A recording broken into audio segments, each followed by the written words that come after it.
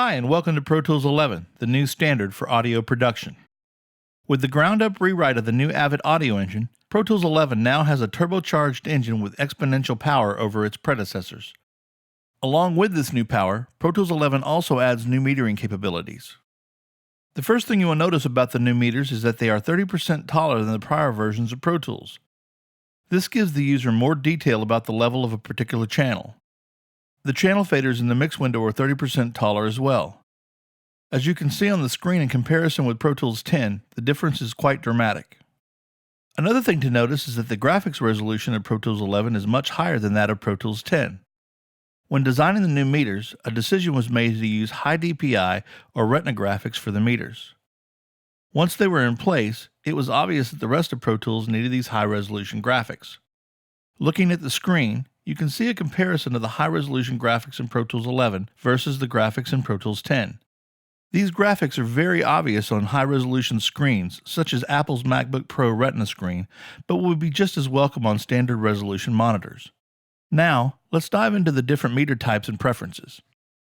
With the standard version of Pro Tools 11, you get 4 different meter types: Sample Peak, Pro Tools Classic, Venue Peak, and Venue RMS. With Pro Tools HD, however, you will have the option of 17 different meter types.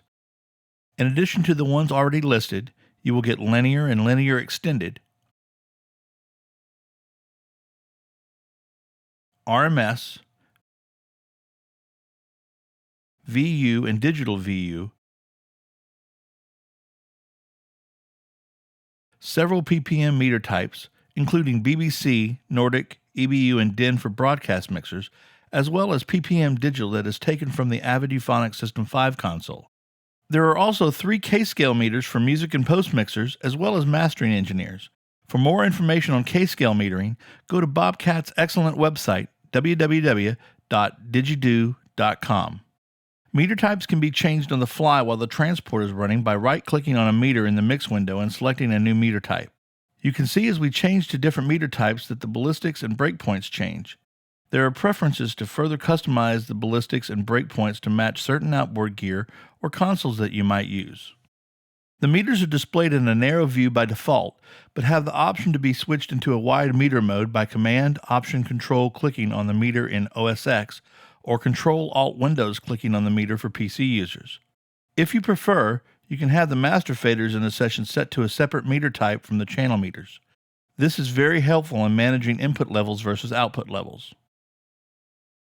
Users can also add an output meter to the Edit Window toolbar and to the Transport window. The meter type follows that of the master faders, but can be set to follow the first 8 outputs in the Pro Tools I/O setup or any physical output or bus. Also added for Pro Tools 11 is the ability to see volume and headroom at the same time on the mix page. Clip indication is changed as well, with a yellow clip indicator showing internal mixer levels over 0 dB, while a red clip indicates an output or converter is clipping. Along with the 17 different meter types in Pro Tools HD 11, HD software users also get options to show gain reduction. By right-clicking on the meter, you can select at the bottom of the menu Show Track Gain Reduction Meter.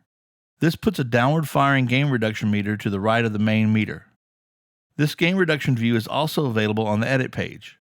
From there, you can choose what gain reduction meter types to display. It can be for compressors only, expander gates only, all gain reduction with priority to compression, all gain reduction with priority to expander gates, or all summed, seeing a sum total of all compression and expansion for that channel.